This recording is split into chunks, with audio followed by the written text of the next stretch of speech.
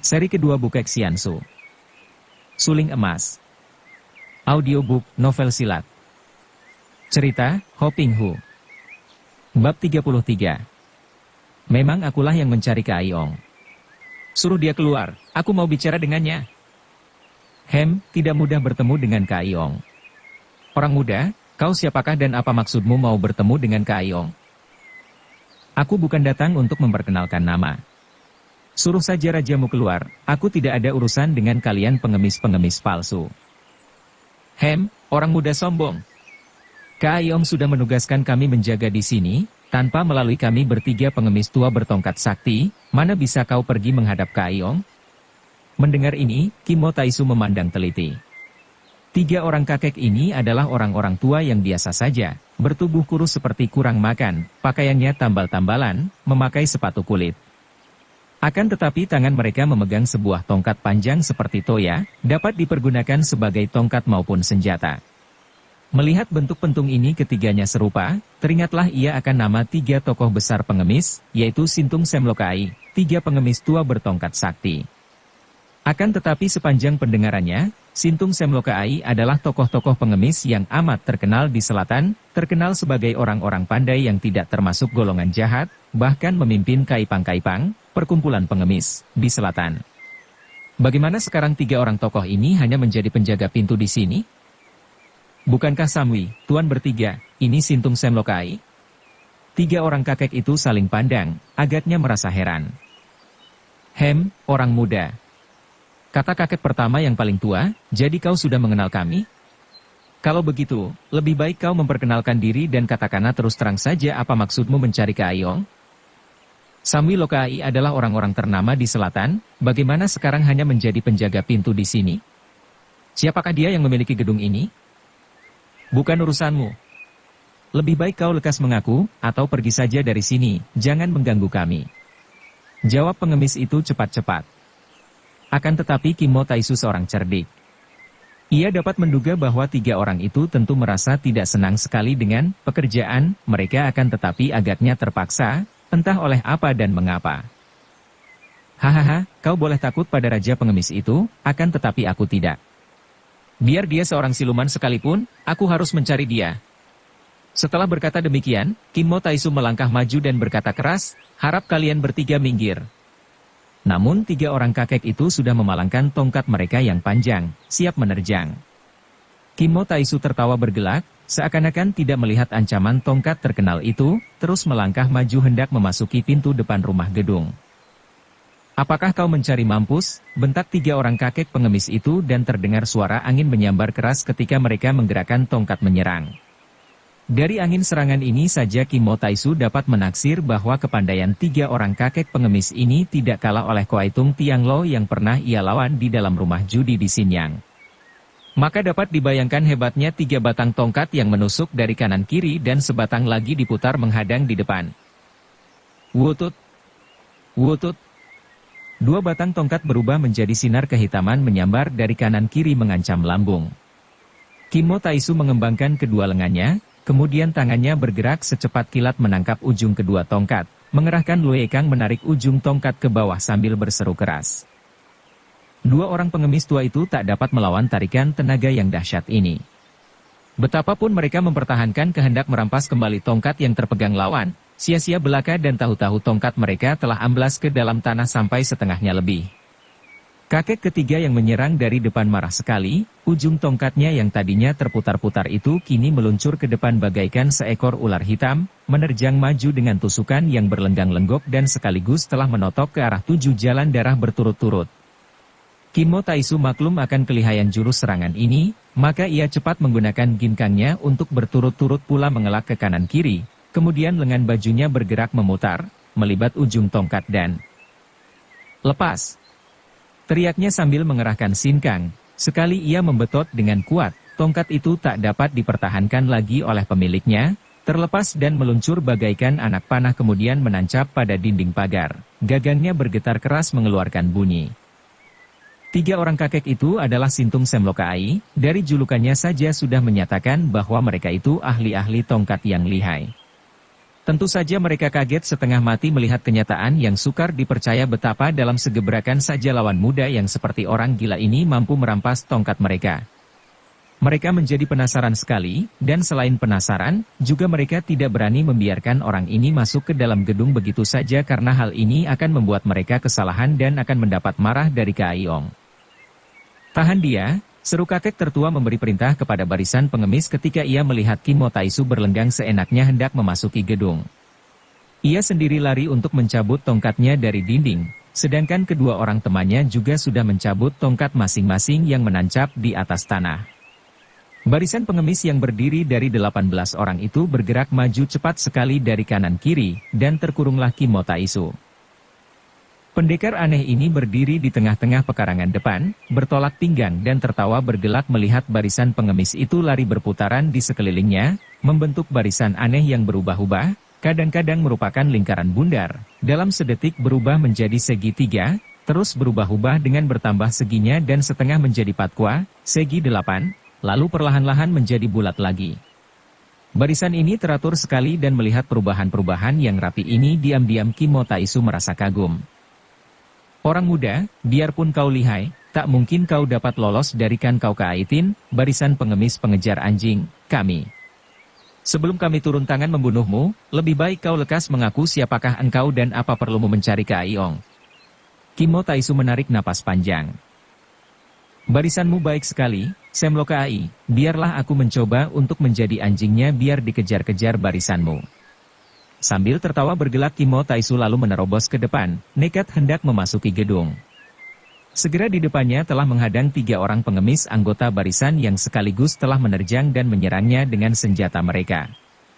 Seorang bersenjata tongkat panjang, seorang lagi bersenjata pedang dan orang ketiga bersenjata Joan Pian, ruyung lemas semacam cambuk.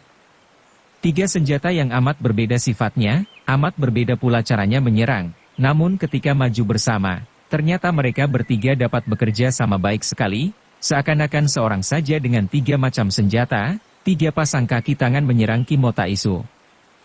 Pendekar ini berseru kagum, dan tentu saja ia tidak gentar menghadapi serangan 3 orang ini. Kedua tangannya digerakkan, dengan ilmu tangkapnya Kim Nahwat ia hendak merampas senjata-senjata mereka. Akan tetapi 3 orang itu tidak jadi menyerangnya dan berlari terus ke depan dan pada detik itu juga, pengurung bagian belakang yang menyerang. Kim Mo Taisu cepat membalikkan tubuh dan ia kaget melihat betapa 3 orang di bagian belakangnya ini bersenjata persis seperti 3 orang pertama tadi akan tetapi cara mereka menyerang berbeda sungguh pun kerja sama mereka tetap baik.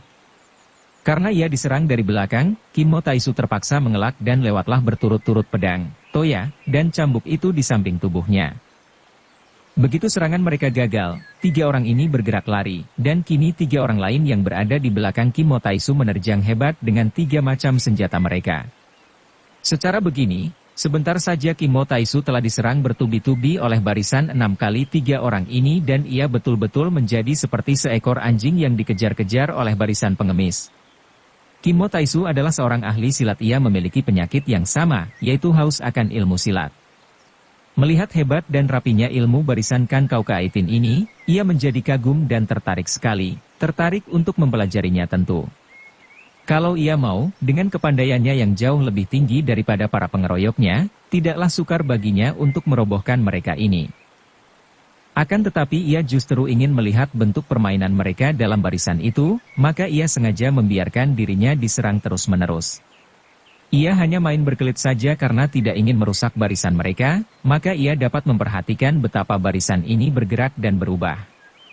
Setelah ia menghadapi pengurungan ini selama 1/4 jam, tahulah ia bahwa ilmu barisan ini sesungguhnya juga berdasarkan garis-garis perubahan dalam Patkuatin, barisan segi 8, yang terkenal itu. Dia sendiri adalah ahli permainan Patkuakun, ilmu silat segi 8, tentu saja ia tahu dan hafal akan seluk-beluk Patkua. Maka setelah menemui intisari barisan, ia menjadi jemu dan kecewa. Kiranya barisan biasa saja setelah terdapat rahasia sumbernya. Hahaha, Sintung Sen Lokai. Kiranya barisanmu ini adalah barisan pengemis kelaparan mengejar harimau. Bukan si harimau yang terpegang, melainkan pengemis-pengemis kelaparan ini yang menjadi mangsa harimau. Haha, sambil berkata demikian, Kim Mo Taisu mulai bekerja, tangan kakinya bergerak cepat. Tubuhnya berkelebat bagaikan bayangan kilat. Terdengar suara gaduh dan hiruk-pikuk ketika senjata-senjata terlempar dan tubuh-tubuh menyusul beterbangan ke atas genteng. Dalam tempo beberapa menit saja 18 orang anggota barisan itu sudah berada di atas genteng semua, dilemparkan oleh Kim Mo Taisu tanpa mereka dapat mengerti bagaimana mereka itu kehilangan senjata dan berada di atas genteng dengan kaki atau tangan salah urat. Ketika melihat betapa Kim Mo Taisu mengamuk seperti harimau ganas, mereka ini tidak berani lagi turun. Wajah Sintung Semlokai menjadi pucat. Barisan Kantau Kaitin sudah terkenal kehebatannya, mampu menghadapi seorang muda gila saja kocar-kacir. Mereka maklum bahwa orang muda gila ini memasuki gedung, tentu mereka mendapatkan hukuman berat dari Kai Ong, maka dengan muka beringas mereka bertekad untuk mempertahankan penjagaan mereka. Dengan senjata tongkat di tangan mereka berdiri menghadang di depan pintu. Orang muda, kau lihai. Akan tetapi jangan harap dapat masuk mengganggu Kai Ong kalau tidak melalui mayat kami bertiga. Semlokai. Raja pengemis itu orang macam apa sih? Aku Kim Mo Taisu datang ke sini bukan untuk main-main dengan segala macam pengemis tua. Mengapa kau tidak segera melaporkan kepadanya bahwa aku hendak bertemu? Terbelalak kaget 3 orang kakek pengemis itu ketika mendengar nama ini. Sengaja Kim Mo Taisu memperkenalkan namanya karena ia merasa segan untuk bermusuhan dengan pimpinan pengemis yang namanya di dunia Kang Ou terkenal baik itu. Dan memang akibatnya hebat. 3 orang pengemis itu tentu saja sudah mendengar nama besar Kim Mo Taisu yang orang di dunia Kang Ou sudah merangkaikannya dengan nama Kim Mo Eng, pendekar sastrawan yang pernah menggemparkan dunia Kang Ou dan yang sejak beberapa tahun tidak pernah muncul. Kemudian muncul seorang pengemis muda yang sikapnya edan-edanan dan berjuluk Kim Mo Taisu.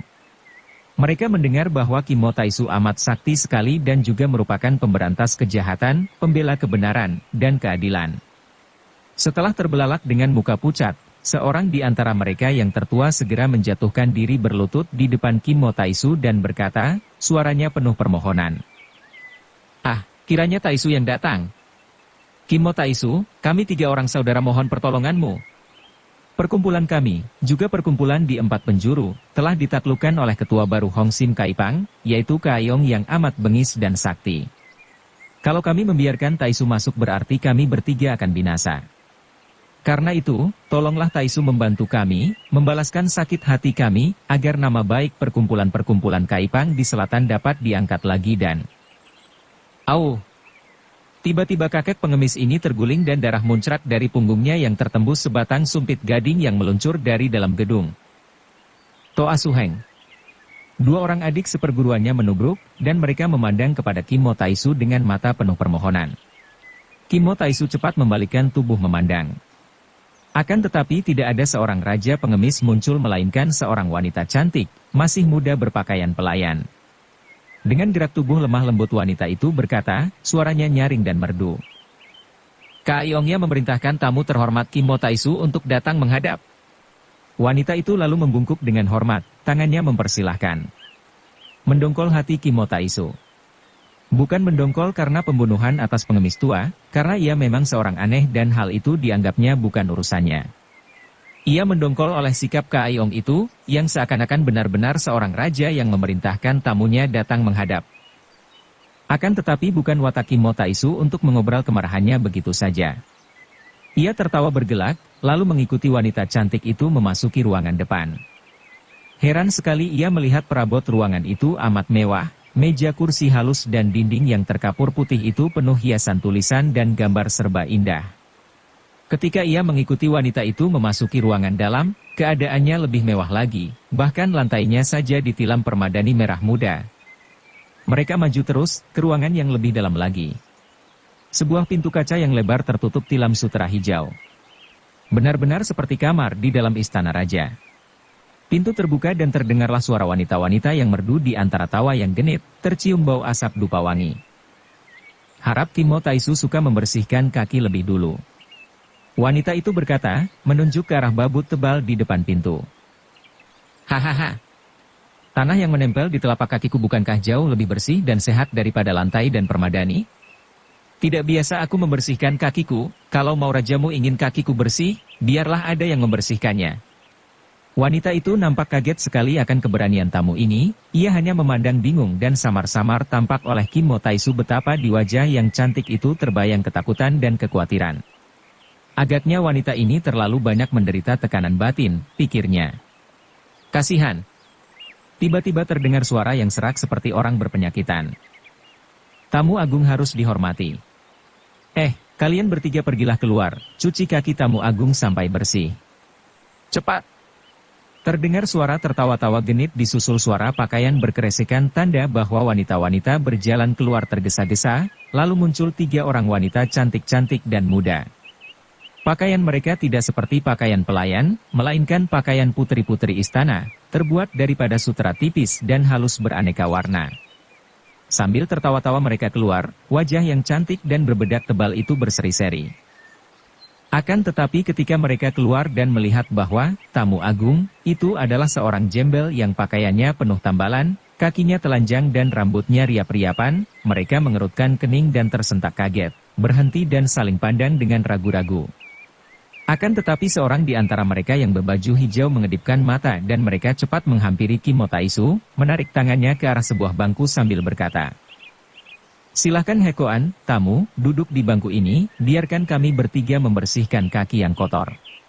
Sejenak Kim Mo Taisu tercengang, tak disangkanya bahwa ucapannya tadi mendapat sambutan dari Kaiyong yang aneh itu. Sukar baginya menggunakan kekerasan terhadap desakan 3 orang wanita ini, dan bau yang harum sekali yang keluar dari pakaian mereka membuat kepalanya terasa pening. Tidak usah, nona-nona. Tak usah. Dia ku bersihkan sendiri, katanya cepat-cepat sambil menjauhkan diri, dan ia lalu menggosok-gosokkan kedua kakinya kepada babut tadi. Ngeri ia membayangkan kedua kakinya dipegang-pegang dan dicuci oleh 3 orang wanita muda cantik itu, yang demikian genit-genit. Tentu akan menimbulkan rasa seakan-akan kedua kakinya dikeroyok lintah yang menghisap darahnya. 3 orang wanita itu terkekeh-kekeh sambil menutupi mulutnya dengan sikap yang amat genit. Kemudian mereka mengantar Kim Mo Taisu memasuki ruangan indah sambil tertawa-tawa dan setengah berlari ke dalam di mana terdapat seorang laki-laki duduk menghadapi meja ditemani 3 orang wanita muda lain. Kim Mo Taisu berhenti melangkah, memandang penuh perhatian, sikapnya waspada menjaga diri kalau-kalau menghadapi penyerangan. Ia melihat laki-laki itu dan merasa heran karena laki-laki itu tidak kelihatan seperti seorang yang berilmu tinggi. Usianya 30 tahun lebih. Pakaiannya sengaja dibuat bersambung-sambung seperti pakaian bertambal, akan tetapi karena bahan-bahannya adalah sutra yang halus, maka menyerupai pakaian berkembang-kembang yang aneh warnanya. Sepatunya baru dan rambutnya tertutup topi sutra pula. Wajahnya tampan akan tetapi kulit mukanya pucat, matanya seperti mata burung elang dan mukanya yang sempit membayangkan kelicikan. Laki-laki itu duduk menghadapi hidangan yang bermacam-macam dan arak yang baunya harum semerbak menimbulkan selera. Ketika ia masuk, laki-laki itu sama sekali tidak melihat ke arahnya, bahkan agaknya sedang bercakap-cakap dan bergurau dengan 3 orang wanita itu. Seorang wanita menyumpitkan daging dan disodorkan di depan mulutnya, yang segera digigitnya sambil tersenyum-senyum. Wanita kedua menuangkan arak ke dalam cawan araknya. Adapun wanita ketiga yang bersikap gagah duduk di sebelah kanannya dengan alis dikerutkan. Laki-laki itu menoleh kepada wanita muda cantik yang kelihatan tidak senang itu, tersenyum dan menyentuh dagunya yang halus dengan jari tangan sambil berkata halus akan tetapi suara tetap serak tak sedap didengar. "Moi, mengapa kau kurang gembira? Marilah minum, dan kau sejak tadi tidak mau makan." Daging kelinci ini enak sekali." Ia menyumpit sepotong daging dan mendekatkannya ke mulut si cantik. Wanita itu tersenyum paksa, membuka mulut kecil mungil dan menggigit daging itu, kemudian berkata, "Pou Koko, Kakanda Pou, bukankah kau sudah berjanji bahwa kau akan menyuruh pergi semua selirmu? Aku tak senang dengan keadaan seperti ini." "Hahaha, moi yang manis. Selirku tadinya 30 orang lebih, sebagian besar sudah kuhadiahkan kepada para pembantuku. Akan tetapi yang 5 ini, sayang, moi. Hayo kalian berlima lekas berlutut dan mohon kasihan kepada nyonya besar agar diperkenankan tinggal di sini melayaniku." Ia menoleh kepada 5 orang wanita cantik itu. 3 orang di antara mereka cepat-cepat menjatuhkan diri berlutut di depan wanita berbaju biru tadi, akan tetapi yang 2 tidak mau berlutut, malah memandang penuh kebencian. Seorang di antara mereka, yang ada tahi lalatnya di dagu, berkata genit, Aku sudah setahun lebih melayani Keayongnya menjadi kesayangan Keayongnya, namun tak pernah aku menyuruh usir selir lainnya. Mengapa Nona Lon ini begini manja? Apakah tidak mau membagi kebahagiaan sedikit pun dengan wanita lain? Ia menggoyang tubuhnya dengan memalingkan muka, bibirnya yang merah cemberut. Benar tidak adil, kata wanita kedua yang bajunya merah. Semenjak dia ini datang, kita seperti disia-siakan oleh Keayongnya. Apakah di dunia ini hanya dia saja wanita cantik?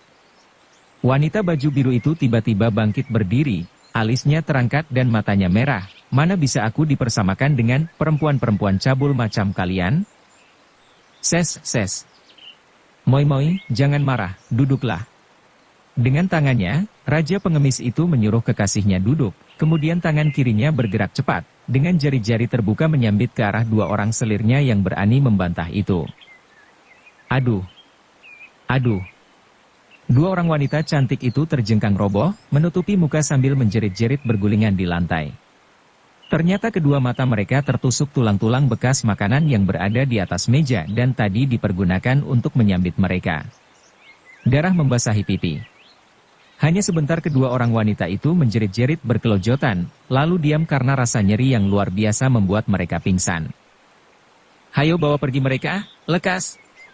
Perintah ini diturut tiga orang wanita yang lain dengan ketakutan. Mereka lalu menggotong kedua orang wanita malang itu keluar dari ruangan. Inikah Keayong yang tersohor yang telah menaklukkan seluruh Kaipang, perkumpulan pengemis, yang secara keji membunuh orang tertua dari Sintung Semlokai tadi, dan kini melukai dua orang selirnya secara ganas pula. Kim Mo Taisu berkata, suaranya dingin dan pandang matanya kepada si Raja Pengemis itu penuh ejekan. Raja Pengemis itu bukan lain adalah Pou Kelui yang pernah kita kenal. Seperti kita ketahui, Pou Kelui adalah murid seorang pertapa sakti di pantai Pohai yaitu pantai laut sebelah timur, yang secara kejam telah membunuh gurunya sendiri karena ia ditegur ketika ia mengganggu istri orang. Ia memperdalam ilmu dari kitab-kitab simpanan gurunya itu, kemudian mulailah ia merantau dan merajalela mempergunakan ilmunya yang tinggi. Pertama-tama ia merebut kedudukan ketua di perkumpulan pengemis Hong Sim Kaipang. Pernah ia bertemu dengan Liu Lucian dan hanya karena mengingat bahwa Lucian adalah putri Beng Kaucu, maka Pou Kelui yang cerdik ini membebaskan Lucian. Kemudian semenjak itu, ia memperbesar kekuasaannya dengan menundukkan perkumpulan-perkumpulan pengemis yang ada, lalu mengangkat diri sendiri menjadi Keayong atau Raja Pengemis yang hidup mewah, yang menundukkan siapa saja yang menentangnya dan merampas gadis mana saja yang disukainya. Wanita baju biru di sebelahnya itu adalah Liong Beilon, murid yang kemudian diambil sebagai anak angkat oleh guru silat Liong Keng. Ketika gadis ini berkelahi dengan tukang-tukang pukul di rumah judi, kebetulan sekali Pou Kelui atau Pou Keayong sedang jalan-jalan ke rumah judi. Melihat gadis cantik ini serta melihat ilmu silatnya yang lumayan, hati Pou Keayong tertarik sekali. Di antara 30 orang lebih selirnya, tidak ada yang memiliki ilmu silat seperti gadis ini. Maka ia lalu turun tangan dan dengan ilmu kepandaiannya yang amat tinggi, ia mengalahkan Beilon dan berhasil membuat gadis ini kagum oleh kepandaian silatnya, wajahnya yang tampan, dan sikapnya yang pandai berpura-pura dan memikat hati. Gadis yang masih hijau ini terjatuh ke dalam perangkap, mereka bermain cinta dan gadis yang tidak tahu bahwa yang ia sangka seorang pendekar sakti itu sebetulnya seorang manusia iblis yang keji. Ia mengikuti Pou Kelui bermain-main ke dalam hutan, dan di dalam sebuah kuil kosong, si manusia iblis Pou ini berhasil memberi minum arak yang ia campur obat sehingga Liong Beilon menjadi mabuk dan dalam keadaan tidak sadar telah menyerahkan dirinya dibawa terjun ke dalam jurang kehinaan oleh Pou Kelui. Ketika ia sadar, sesal pun tiada gunanya. Nasi telah menjadi bubur. Inilah akibatnya seorang gadis yang membuta saja menurutkan nafsu hati, membuta dalam bercinta sehingga tidak tahu bahwa yang disangka seekor domba sebenarnya adalah seekor serigala. Karena sudah terlanjur, ia hanya bisa menangis dan akhirnya reda juga penyesalannya ketika Pou Kelui membujuk-bujuknya, bersumpah mati-matian akan bersetia kepadanya, akan mengambilnya sebagai istri, sehidup semati dan lain omongan muluk-muluk lagi. Terobatilah hati Beilon. Ketika pada keesokan harinya ayahnya mendapatkannya di situ, terpaksa ia ikut pulang ayahnya. Dan tentu saja hatinya girang sekali ketika pada malam harinya, Pou Kelui benar-benar datang membawanya pergi dan tentu saja ia ikut pergi dengan sukarela. Lebih baik ikut pergi bersama kekasihnya ini dan sehidup semati menjadi istrinya, daripada menjadi seorang gadis ternoda yang akan menderita malu seumur hidupnya. Apalagi setelah ia ketahui bahwa kekasihnya itu ternyata adalah seorang yang amat penting, seorang raja, biarpun hanya rajanya pengemis. Dan melihat selir suaminya begitu banyak, ia menjadi tidak senang dan minta kepada suaminya untuk menghalau semua selir itu, yang juga diturut oleh Pou Kelui, kecuali 5 selir yang tadi melayani mereka makan minum. Demikianlah keadaan singkat si raja pengemis yang lihai itu. Ketika Pou Kaiyong mendengar kata-kata Kimo Taisu yang penuh teguran, ia mengangkat muka memandang, mulutnya tersenyum sinis, pelupuk matanya bergetar sedikit, kemudian terdengar suaranya yang serak, Kimo Taisu, apakah kau mendapat nama besar itu karena kesukaanmu mencampuri urusan dalam rumah tangga orang lain? Kubunuh Lokai, itu adalah urusan Kaipang kami. Kubutakan mata kedua orang selirku, itu adalah urusan keluargaku sendiri. Tidak peduli, aku hanya seorang tamu, aku tidak peduli akan segala urusanmu yang busuk. Kimo Taisu menggoyang-goyang tangannya. Hehe, itu baru ucapan seorang gagah. Nah, kau menjadi tamuku, seorang tamu agung harus disambut dengan arak wangi dan hangat. Raja pengemis ini menuangkan arak ke dalam mangkok itu dan berseru. Silakan. Sekali ia menggerakkan tangan, mangkok berisi penuh arak itu melayang cepat sekali seperti peluru tanpa araknya tumpah sedikit pun, menuju ke arah dada Kimo Taisu. Kimo Taisu tersenyum, mengangkat tangan kirinya dan begitu tangannya bergerak, ia sudah menerima mangkok itu di atas telapak tangan kirinya, di mana mangkok itu kini berdiri dan sedikit pun tidak ada arak yang muncrat dari dalamnya. Diam-diam ia kagum juga karena tenaga sambaran mangkok itu amat kuat, tanda bahwa penyambitnya memiliki sinkang yang hebat. Di lain pihak, Pou Kaiyong juga kagum. Menerima sambitannya semangkok penuh arak, tanpa tergoyang sedikit pun badannya, tanpa muncrat setetes pun araknya, mungkin jarang didapatkan keduanya. Hebat Kimo Taisu ini, pikirnya dan otaknya yang cerdik sudah diputar-putar untuk mencari akal. Sementara itu, Kimo Taisu sudah menenggak habis arak di dalam mangkok dengan tenang, mengecap-ngecapkan lidahnya dan mengangguk-angguk sambil memandang ke arah mangkoknya yang sudah kosong. Arak baik, arak yang baik sekali. Terima kasih, Kaiyong, ini ku kembalikan mangkokmu. Tiba-tiba tangannya bergerak dan mangkok itu sudah ia sentil dengan jari telunjuknya. Tring. Mangkok kosong itu kini melayang ke arah Pou Kaiyong, akan tetapi melayang sambil berputar seperti gasing. Pou Kaiyong tersenyum dan mengangkat tangannya menyambut sambaran mangkok kosong. Nulokai, itu adalah urusan Kaipang kami. Kubutakan mata kedua orang selirku, itu adalah urusan keluargaku sendiri. Brak! Mangkok kosong itu begitu menyentuh tangannya, lalu pecah berantakan. Ai! Pou Kaiyong terloncat kaget. Mukanya menjadi merah sejenak, matanya mengeluarkan sinar berapi, kedua tangannya menegang, jari-jari tangannya bergerak-gerak seperti cakar harimau. Kimo Taisu tersenyum saja dengan tenang, menanti segala kemungkinan. Akan tetapi, lambat laun muka raja pengemis itu menjadi pucat kembali seperti sedia kala, bukan pucat berpenyakitan, melainkan pucat karena latihan luekang tertentu. Mulutnya masih tersenyum sinis dan tangannya membuat gerakan mempersilakan tamunya duduk. Hehe, tamu agung yang hebat. Kimo Taisu, namamu terkenal dan ternyata bukan kosong belaka. Silakan duduk. Kimo Taisu melangkah menghampiri meja dengan sikap masih tenang, mata tiada lepas dari gerakan raja pengemis itu, kemudian ia menarik bangku dan duduk. Terima kasih, Kaiyong. Kembali Pou Kaiyong menuangkan arak ke dalam mangkok sampai penuh. Mangkok itu, ia letakkan di atas telapak tangan kanannya dan ia mengerahkan hawa sinkang di tubuhnya, disalurkan melalui tangan kanan terus menjalar ke mangkok arak. Sebentar saja arak di dalam mangkok itu bergolak mendidih dan beruap. Inilah hawa sinkang yang bukan main tingginya. Silakan minum, Kimo Taisu, katanya tersenyum sinis seraya menyodorkan mangkok arak mendidih itu kepada tamunya. Kimo Taisu menjadi kaget, kagum dan juga mendongkol. Harus ia akui bahwa demonstrasi hawa sinkang yang diperlihatkan raja pengemis itu memang hebat dan hanya orang dengan kepandaian tinggi saja yang akan mampu melakukannya. Akan tetapi, orang lain boleh merasa jerih, baginya demonstrasi itu hanyalah permainan untuk menakuti anak kecil. Sambil tersenyum pula ia mengulur tangan menerima mangkok arak mendidih itu sambil mengerahkan sinkangnya. Aneh tapi nyata. Begitu mangkok arak mendidih itu berada di telapak tangan Kim Mo Taisu, mendadak uapnya hilang dan arak itu tidak bergolak mendidih lagi. Terima kasih, sayang arakmu dingin. Kata Kim Mo Taisu sambil menuangkan arak ke mulutnya, tetapi arak itu tidak mau keluar dari mangkok karena ternyata telah membeku.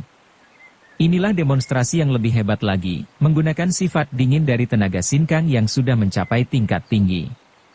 Sambil tersenyum lebar Kim Mo Taisu meletakkan mangkok itu ke atas meja dan memandang tuan rumah. Agak berubah air muka yang pucat dari raja pengemis itu.